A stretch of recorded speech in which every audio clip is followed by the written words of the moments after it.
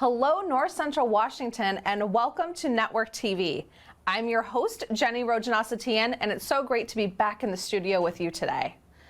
On today's episode of Network TV, I'll be interviewing a longtime Wenatchee resident and a good friend of mine, Cori Bautista. Cori serves as the residential loan officer at Banner Bank, but she's also been a founding board member of the Women's Service League of Wenatchee and involved in several different nonprofits in town. Today, Cori and I are going to talk about the work of the Women's Service League of North Central Washington and several of their upcoming programs, including My Girlfriend's Closet, Prom Dress Giveaway, Touch a Truck, and Diaper Drive in the fall. This is an opportunity for you to learn a little bit more about the inside workings of this great nonprofit, all the stuff they're supporting across the region, and how you can get involved. If you are a nonprofit watching today, or you know of a nonprofit in town, Network TV is always taking on new guests to showcase work that's happening across North Central Washington. As a nonprofit agency ourselves, we love showcasing the stories and impact that's happening across the region. Don't go too far. I'll be right back on air with Cori here on the NCW Life channel.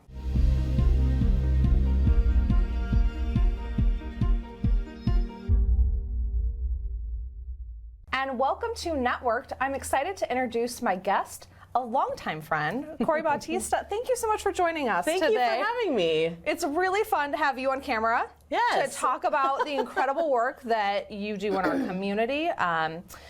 You've been such a leader and inspiration to many women in our community, myself included, when I moved here back 11 years ago and wanted to get involved. Can't believe it's been that long. I know, get involved in volunteerism, and you were one of the women who open arms said, get involved, and here's ways you can help. So, and we were happy to have you. Yeah. And look at here, you have your own TV show now. I know. Now we can spread the word. Yes. So if someone's a Wenatchee resident, you know, you have been with Banner Bank for several years. You're one of, I think, 3 women on some billboards around town. So a lot of people are familiar with you, but I know our viewers are all across the region. They may not have had the opportunity to meet before. So I'd love for you to kind of introduce yourself and your role at the bank, a little bit about your background. Absolutely. I'm a Wenatchee native, Wenatchee high school grad. Happy to find my way back to Wenatchee, fell into the mortgage business. I have been in the mortgage business for 20 years now, which is hard to believe. So that's my day paying job, right? Which I really enjoy. First-time home buyers, you know, all sorts of buyers. We are in a very interesting market right now. So you've had a wild couple of years. We have had a wild couple of years, but I feel like things are picking back up, and people want to be in Wenatchee. That's what I always tell people. People want to be here. So I think we have exciting things to come. Outside of that, my folks are still here, and they really instilled in me serving the community. They were very passionate about serving their community, volunteering for all sorts of things. And so as I've kind of moved ahead in my life, I feel like I'm trying to carry on that legacy of service to our community in a variety of ways. Yes, you're going to see the Bautista family name at several places in town because of the legacy your parents have done. But you yourself, I was looking through this list here, founding member of Women's Service League, board member on Confluence Health, Pybus Public Market, National Association of Professional Mortgage Women. A lot of different hats you're wearing, Cori. Yeah, a lot of different hats. Women's Service League, I know we're going to talk about that more here in a bit. That's really, one of my passions, and it's very broad-based, and that's where you and I met. Right. And then National Association of Professional Mortgage Women, I've been a part of since I started in the mortgage industry, and that's a really great group of women who have, mentored me along the way, and we do a lot of great community service projects. We just did a big fundraiser project for Wenatchee Valley College Knights Cupboard. And so we help, some other nonprofits along the way during the year while providing women mortgage education. Yeah, you kind of have like a different nonprofit that you pick over the years, right? And then do some supportive fundraising for. Yep. And then I was on the Pybus Charitable Market Foundation for almost 10 years. Wow. And that reaches a whole, different part of our community, small business, and I've really enjoyed being a part of that. And the Pybus Market has really, since 2013 to now, really transformed over the years. It's incubated so many businesses, helped them launch into something else. Absolutely. Brought in new vibrancy to our community. Definitely supported a lot of nonprofits. Yes. Through providing event space and support, and Pybus is an exciting place. including the Tech Alliance team, because we have our office there now. And you have one of the most beautiful offices in town with the best views. We do. So I'm we excited have that you're there. A river view, a view of the ridge. Like it's a dream come true for us. Definitely. Well, let's switch a little bit just into the Women's Service League, formerly called Junior Service League Wenatchee. Excuse me, I'm taking a drink of water. Tell me more about the Women's Service League. So that started back in 2008. It did start as Junior Service League. It was formatted a bit off of the International Junior League, which has associations around the United States. It's a national association. So a long-time association. A long-time association. I think maybe 100 years or so. It goes back. It goes way back. So when the group started, it was based on that format where women came together to help volunteer and make meet community needs. What the group soon decided was we really felt passionate about keeping our money and volunteer efforts local rather than reporting to a more national association. Rolling up into a bigger foundation. Right. Okay. So we really felt passionate about everything that we did, and every cent that we made, we wanted to directly benefit the community. So as we evolved over time, we kind of made our own rules, so to speak, and really took our focus to meeting community needs. And in meeting community needs and providing a platform for women to come and volunteer, in that process, we help women, learn leadership, learn how to run committees, learn how to lead events. We've had a lot of women who have never chaired anything, never led an event, and we help and support them, kind of rise up to do some of these really great things. Right. Definitely. Kind of a mentorship process. It's a group where new people who come to town can kind of plug into the community. There's a lot of women that really want to volunteer and help, but they're not sure where to start. And we have so many events and done in a day sort of volunteer opportunities that we can help plug women into various volunteer opportunities without them trying to figure out, well, who should I call and what should I do? Creating that easy first step to just get involved. And there's a large social component to that as well. There is. Not only the mentorship and leadership, but the connection out into the community. Yep, absolutely. And you know that over the years. There are great connections that are built, and really supporting women in leadership, women in the community, being resources for each other, depending on, whatever everybody's up to, everything really comes full circle. And that's really one of the special parts about Women's Service League.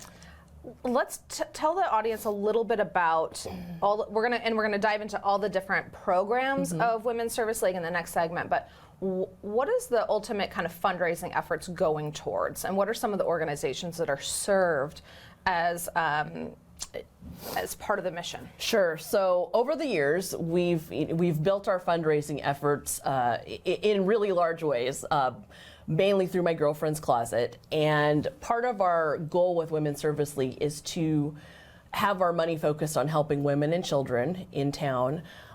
We have created a grant process where nonprofits can come through our grant application program and then, traditionally apply for a grant. What are your needs and how can we help you? So there's the grant process where we give back to the community. We gave $66,000 last year in grants. Incredible. And then the other part and during kind of a COVID year still. And during kind of a COVID year still, where really a lot of nonprofits really need that support. The other great part is that we have a scholarship program. So we gave away 5 scholarships last year, and one of them is given through the Community Foundation of North Central Washington. And so that goes to a high school senior, and that was our very first scholarship from back when. But because we've been able to raise, more money and have had more community support, our other scholarships focus on women that are returning to college after a period of time. Maybe they've had families, or they've had, maybe other challenges in life, and they're really wanting to return to school, get educated for a career, whatever the case happens to be. We really feel strongly about, again, lifting women and helping women with those opportunities. So last year we were able to give away 4 $2,000 scholarships, which actually pays for a whole semester at Wenatchee Valley College. That's an incredible opportunity in a space where there's probably not a lot of support. Right. There's a lot of emphasis, I think, at the high school, college age level to support tuition and education. Right. But to be a 45-year-old woman with kids out of school ready to go back, not a lot of space. Where do you start? Right. You know, and even if you do have young kids at home, and it's neat because some of those women who have received our scholarships, and I can think of a couple right now, they've actually joined Women's Service League as well as going to school, you know, being moms, working, and they've come to volunteer. Yeah. Kind of a pay it forward. Absolutely. Benefited from the process and then participate. We're going to head out to a brief commercial break, but when we come back, Cori will still be on air with me. We're going to dive into some of the specific programs of Women's Service League. Don't go far.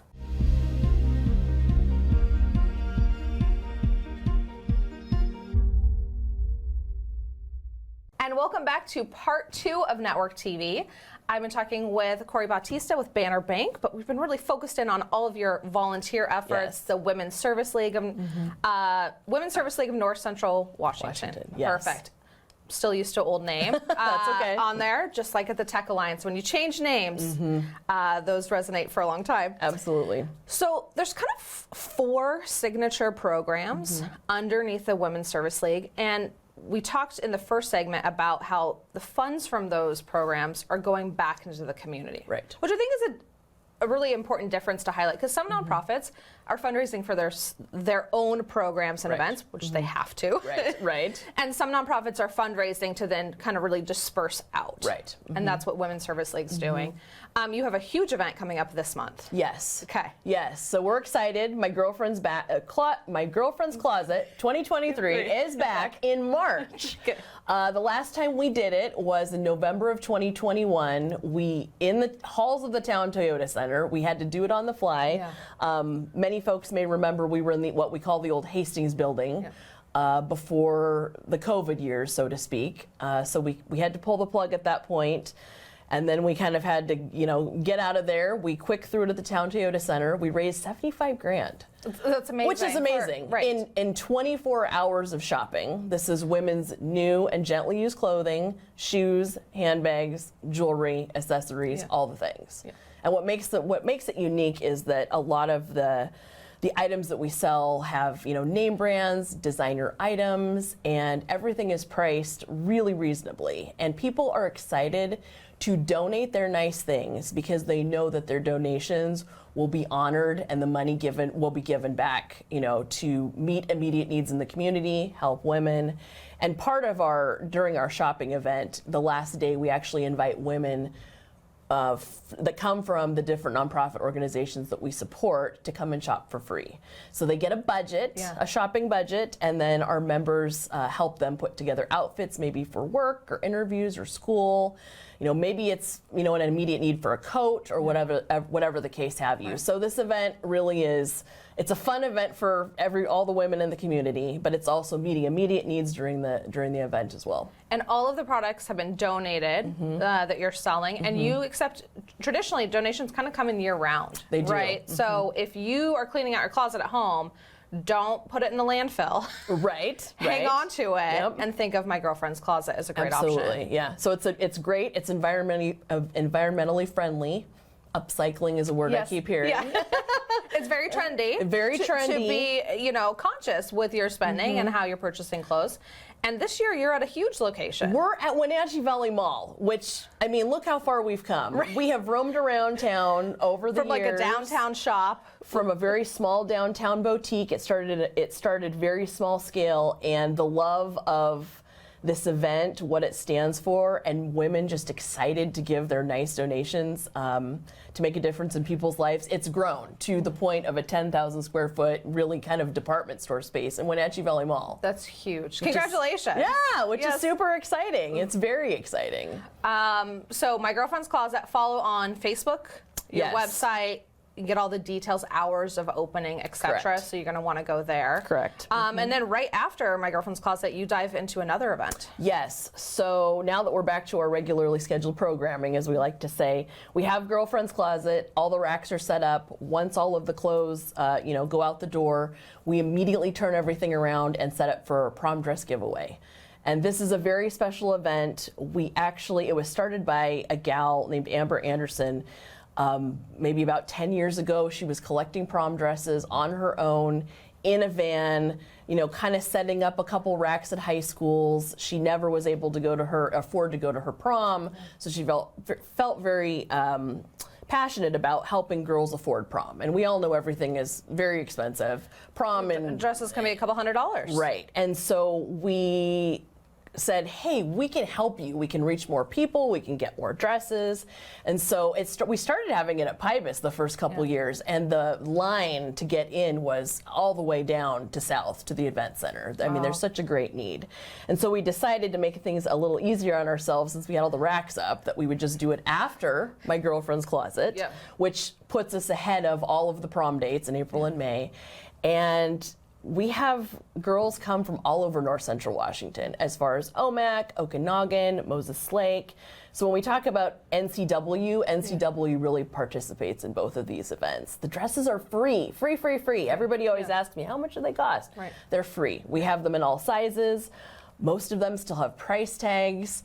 And students just show an ID, or how does the student? People come, or the students come, they show their ID. We do have private dressing rooms. And also, we're still taking dresses.